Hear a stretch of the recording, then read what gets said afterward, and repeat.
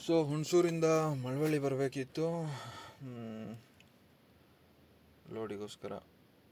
ಹುಣಸೂರೆಲ್ಲ unload ಮಾಡಿ ಮಳವಳ್ಳಿ ಬರೋ ಟೈಮಲ್ಲಿ ನಾನೇನು ಅಂದ್ಕೊಂಡೆ, ಸೊ ನಾನು ಸ್ಕೂಲಿಂಗೆಲ್ಲ ಮೈಸೂರಲ್ಲೇ ಮಾಡಿದ್ದು. ಸೊ ನಾನು ಜೋಶಲ್ಲಿ ಏನು ಮಾಡಿಬಿಟ್ಟೆ ಬಿಡು, ಸುಮಾರು ಒಂದು 15-20 ವರ್ಷದ ಮಾತು ಬಿಡು, ಆರಾಮಾಗಿ ಹೋಗ್ಬಿಡೋಣ ಅಂಥೇಳಿ ಸೀದಾ ಟ್ರೈಲರ್ ಎತ್ಕೊಂಡು ಸಿಟಿ ಒಳಗಡೆ ನುಗ್ಬಿಟ್ಟೆ. ಅದೇ ಮಾಡಿದ್ದು ನನ್ನ ದೊಡ್ಡ ತಪ್ಪಿಲ್ಲೇ. ಸೊ ನಾನು ನೋಡಿದಾಗ ಮೈಸೂರು ತುಂಬ ಚಿಕ್ಕದಿತ್ತು, ಸೈಕಲ್ ಎತ್ಕೊಂಡು ಇಡೀ ಮೈಸೂರು ಸಿಟಿ ಓಡಾಡ್ಬಿಡ್ತಾಯಿದ್ದೆ. ಸೊ ಆ ಥರ ಅಂದ್ಕೊಂಡು ನಾನೇನು ಮಾಡಿದೆ, ಸೀದಾ ಮೈಸೂರು ಸಿಟಿ ಒಳಗಡೆ ನುಗ್ಬಿಟ್ಟಿರೋದು ಟ್ರೈಲರ್ ಎತ್ಕೊಂಡು ನುಗ್ಗಿದ್ದು.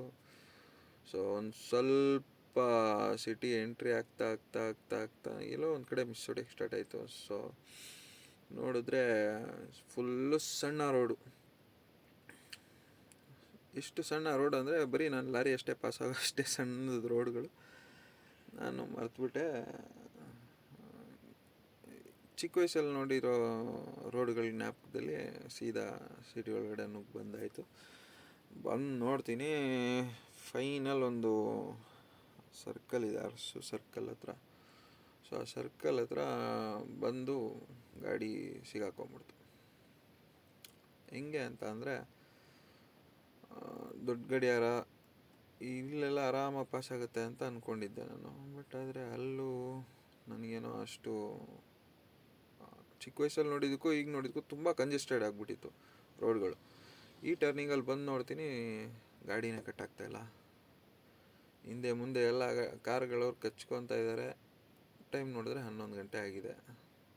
ಸೊ 11 ಗಂಟೆ ಆಗಿದ್ದಕ್ಕೆ ಬಚಾವ್ ನಾನು. ಅಕಸ್ಮಾತ್ ಇನ್ ಕೇಸ್ ಏನಾದ್ರು ಡೇ ಟೈಮಲ್ಲಿ ಬಂದಿದ್ದಿದ್ರೆ ಫುಲ್ಲು ಸಿಗಾಕೊಂಡಿರ್ತಾಯಿದ್ದೆ.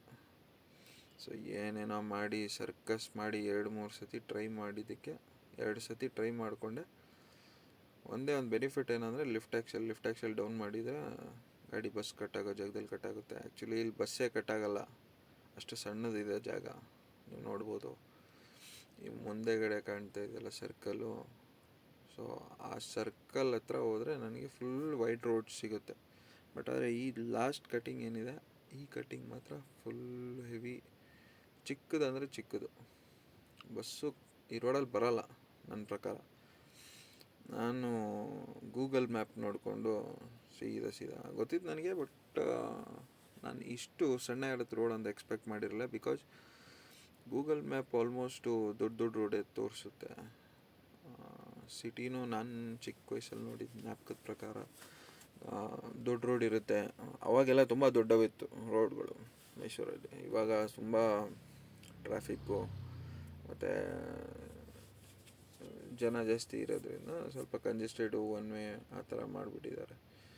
ಸೊ ಇಷ್ಟಾಯಿತು ಸೀನು.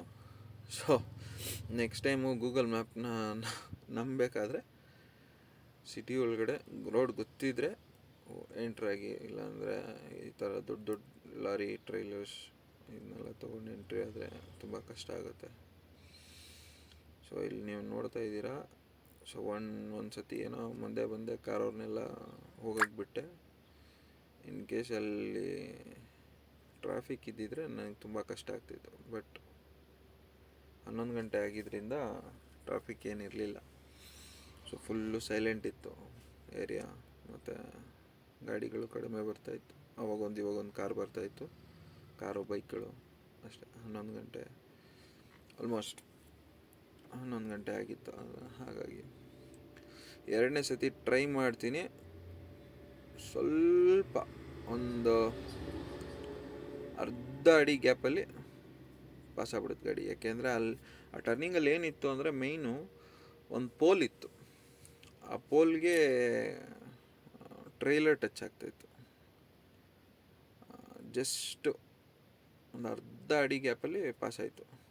ಸೊ ನೋಡ್ತಾ ಇದ್ದೀರಾ, ಮೈಸೂರು ಸಿಟಿ ಸೂಪರ್ ಸಿಟಿ ಮಾತ್ರ.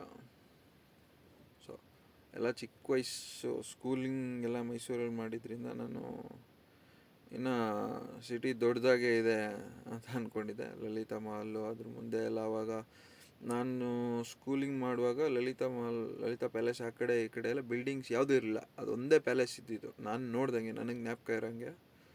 ಬಟ್ ಆದರೆ ಇವತ್ತು ತುಂಬ ಬೆಳೆದ್ಬಿಟ್ಟಿದೆ ಸಿಟಿ, ಸಖತ್ ಬೆಳೆದ್ಬಿಟ್ಟಿದೆ, ಸಖತ್ ದುಡ್ಡು ಸಿಟಿ ಆಗ್ಬಿಟ್ಟಿದೆ. ಮತ್ತು ಜನನೂ ಗಿಜಿ ಗಿಜಿ ಗಿಜಿ ಗಿಜಿ ಅಂತಾರೆ. ಬಟ್ ಆದರೆ ನಾನು ಜ್ಞಾಪಕ ಇರೋಂಗೆ ಮೈಸೂರು ಸಿಟಿಯಲ್ಲಿ ಎಲ್ಲೋ ಇವಾಗೊಂದು ಬಸ್ ಬರ್ತಾಯಿತ್ತು ಅಷ್ಟೇ, ಅಷ್ಟು ಜನ ಕಡಿಮೆ ಇತ್ತು. ಸುಮಾರು ಈಗ ನನ್ನ ಸ್ಕೂಲಿಂಗ್ ಅಂತ ಅಂದರೆ 2010 ಮಾತು. ಎಸ್, 2010, 2008 ಆ ಟೈಮಲ್ಲಿ